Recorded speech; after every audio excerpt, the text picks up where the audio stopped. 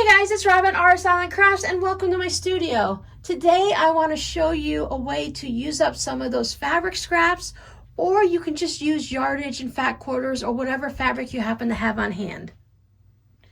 I'm going to show you how to make this scrap fabric garland. I'm going to show you two different ways, whether you knot it this way or this way, depending on if you want wild and crazy sticking up everywhere or you want it to be more and calm and hanging down.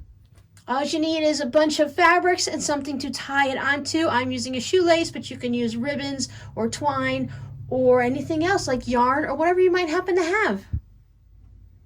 On a recent vlogmas that I was watching of a knitter, and I saw the Scrappy Garland laying across her mantelpiece with all her candles and her knickknacks for Christmas and stuff like that. I thought that was really cool, and I thought it was sewn, and it looked like it was made from felt pieces. So I tried sewing some felt pieces, and you know, that's not too bad. I think it's okay. Maybe if I went with wider pieces and did a little more gathering, it would work. So I thought, okay, well, let's try wider pieces with fabric. And then I stitched it and I tried and it didn't quite work. So I thought if you had a gathering foot, you could probably get away with doing it just sewing it on machine if you don't want to do all the tying. I don't know if I don't think I have a gathering foot. I have a few extra feet that I just haven't looked at to see what they are. You could easily take a needle and thread and do this by hand and just sit in front of the TV and quickly just whip these through. Maybe fold them up a little bit like this so that they are gathered and going through, and it look perfectly fine that way too. Then you could pull, slide them along the thread as you're going, just like if you were doing popcorn for a garland. So these for me are no-goes. So I thought, okay, well, let's get to the traditional way that just a majority of people are doing it, and let's tie it. It looks so good on twine, so nice and rustic if you use almost any type of fabric. I've seen them for holidays and birthdays and just general scrappy fabric. And I have twine somewhere in this house, but I can't find the twine because I put it somewhere safe so I wouldn't lose it. So I'm just going to use a shoelace. So I have two shoelaces. Now these, of course, aren't going to be long enough for a big display if you want to span across the room. These are 45 inches or 114 centimeters. And of course, since they're shoelaces, you get two of them. I could easily tie them in a knot and make it much longer if I needed something longer, or even sew it. Trim this up or hide it with fabric. If I put a knot of fabric right on there, it would cover it up. But I just want to make a nice little banner, maybe to go across a bookcase or just sit on top of a mantle. Robin, do you have a mantle? No, of course I don't have a mantle, but I could put it on a shelf.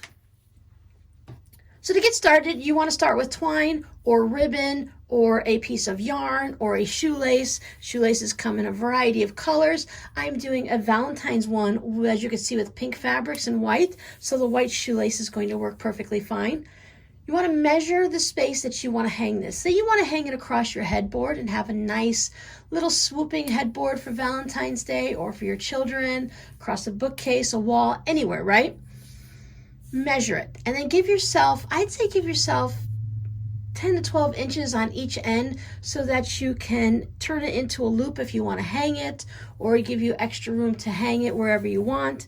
And that's the way I would do it, because you can always trim the extra off at the end, and you can of course tie it to add more on, but it's just easier to have that extra bit.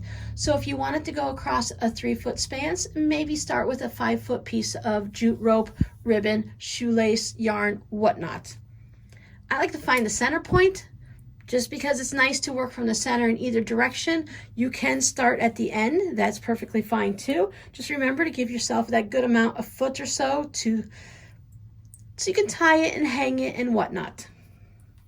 Now I've been cutting my strips at about 2 inches and about 9 inches in length. If you want everything to be exactly perfect, then cut them all exactly the same width and exactly the same length.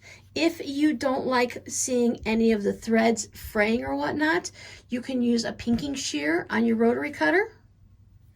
Or it would take a lot longer to use pinking shear scissors, but if it's something that really bothers you, you can go ahead and use those also. So I have some pink fabric here. It's folded over. It's just about 9 inches folded in half, so it's 18 inches long. And I was just taking my little rotary cutter and my ruler, and I would set it down and like, okay, here's 2 inches. Oh, well, let me just move it over. Oh, look, here's 1.5 inches. Well, that works too. I'll move it over another 2 inches. Oh, these are going to be a little bit longer. That's okay. If they're going to be longer and shorter. And I just set it down and I cut it. Again, if you feel like you need to have everything exactly the same size, then go ahead and measure very carefully so that all of your pieces are the same width and length. Different widths and length add a little bit of character to it, but I know not everyone likes character. A Valentine garland banner, however you want to look at it, I think they're pretty much considered garland. Add a little bit of a light purple, maybe a couple dark purples or a little bit of red in there. I'm just using the scraps that I happen to have had on hand, and I like these pinks with this little bit of a purpley magenta in there. Just gonna lay out my shoelace, grab one of my, oops, I forgot to cut my strips in half. Because I had them folded over at 18 inches, I was supposed to cut them in half before I tossed them in a pile. Just take one of your strips, put it underneath your twine or shoelace or whatnot, and just do a little overhand knot. My ends aren't even. I like that look of it. I like to have a little bit of a longer and a shorter. Now this is definitely going to use up a lot of fabric. If you're just making this from your scraps, it's a good usage of those scraps to get rid of a bunch of them. If you're purchasing fabric, then you may need to purchase several yards. And if you don't use it all, of course, then it will work as more scraps for a future project. So it kind of gives you an idea of what it's going to look like. The shoelace is much slipperier than a piece of twine would be. This is my first time doing it, so it'll just take me a few ties of knots here to figure out exactly how I want it to go. And if you have the longer pieces, if you didn't want to tie knots, you can always do the thing where you take the loop and you pull this through, and it gives you that knot that way, and that's going to give you a nice hanging one if you want everything to look nice and structurally and hanging down that way. And remember, however long you want it to dangle, if you want it to dangle 12 inches, you need to make it at least 24 inches long, if not a little extra, to accommodate for that little bit of a slip knot at the top. You can mix them up, and if you have any that are just hanging down a little too long, you don't like it, you can retie that knot, of course, or you can just trim it up with scissors. These extra long ones like this are definitely good candidates for this type of a knot. It's an excellent project for in front of the TV when you're with the kids. Get them involved, let them help you out. Most kids can tie just your simple knot. So I'm going to keep adding some more on this, and then just going to let them slide down, and I'll squish them together as I go so I don't have to worry too much about any spaces in between. Mix up my colors a little.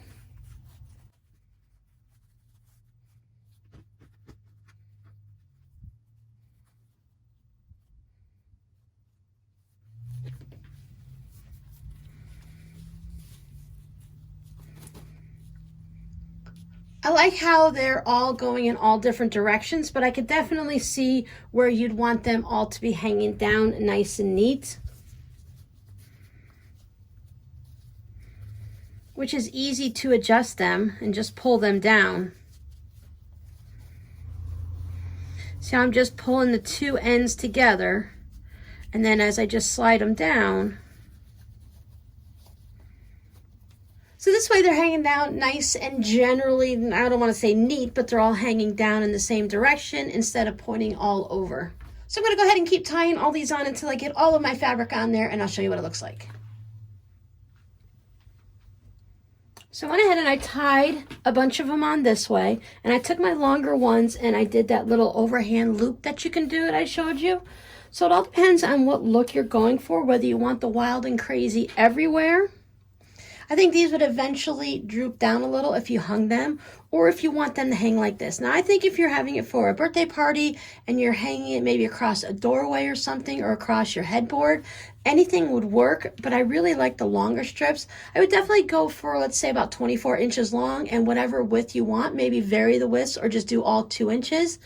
If you want to use a jelly roll, just go ahead with the 2.5-inch strips, and that would work perfectly, and it would be so coordinated.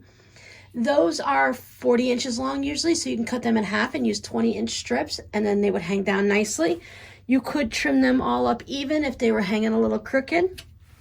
And then these are the Wild and Crazy. I could see these on a table around a centerpiece or something like that, the more crazy, because that way you have the fabric coming in 2 different directions. It would be around a nice glass bowl with maybe floating candles in it. And then you'd have the fabric going in both directions. That would be very romantic for a nice Valentine's Day dinner. Do it all in green fabrics for St. Patrick's Day. Use your holiday scraps for Christmas. And you could do it for any holiday whatsoever. I did struggle a little with just sitting this on the table and just holding it. You can tape 2 ends down to the table so that it's a little bit taut and a little bit tighter, so you could easily slip it under and you're not trying to hold it and tighten it up at the same time. Now, if you have a long enough one, or if you're working on a short table, you can go ahead and clamp it. You can work diagonally and put clamps on either side, or tie it down somehow if you don't want to tape it. Put a couple heavy books on it. If you still have any dictionaries or encyclopedias around the house, you go put that on it. A couple big jars of peanut butter or cans of soup would work too. Either tie it to them or just set them on it so it holds it to the table. There's always a lot of things that we can come up with in the heat of the moment there to figure out a way to make our crafts work easier for us. So I hope you loved your little Scrappy fabric banner. I'd love to see some of them if you guys decide to make any, whether you go wild and crazy or you're more calm and controlled. I think they both have their place in the world.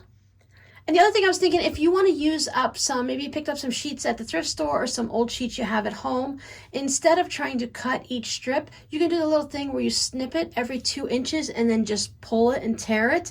And then you would have nice, relatively straight strips. It all depends. And the first one might be a little bit wonky. You can also do that with yardage. Sometimes I buy yardage that I decide I either don't like the fabric or the material isn't what I thought it would be. Maybe it's something that I find that I don't care for broadcloth. And there's nothing wrong with it. It's just a fabric that I don't like to use. I never remember to turn my iron setting down, so I always end up getting a little bit melty, wrinkly going, because I believe it's a cotton polyester blend, if not more polyester than cotton. So you can always, if you have yardage of that, just make a couple little snips in it and tear it, and that would make a great little garland banner type situation. You could add some ribbons to this and intersperse it in with your fabric to just make everything go a little further, and maybe add a little sparkle or different colors to it. Ribbons with names, or if it's like cheerleading or football, or even the Valentine's Day, they have Valentine's Day ribbons. Check out the Dollar Tree. They always have a wide variety of things. You can even use flannel or t-shirt material or anything you happen to have laying around the house. It's a great way to use up a variety of fabrics and have something fun and useful. I think this would be really great in a baby's room, a child's room. A teen can use it even if they're into some of the darker colors and they just want to have the dark blues and the blacks and the silvers and the grays and stuff. It's going to be able to match whatever decor they have in their room or what you have in your house. I'm sure you guys will come up with something very creative, and I can't wait to see what you make. Thanks for hanging out with me in my studio, and I'll see you guys next time. Bye.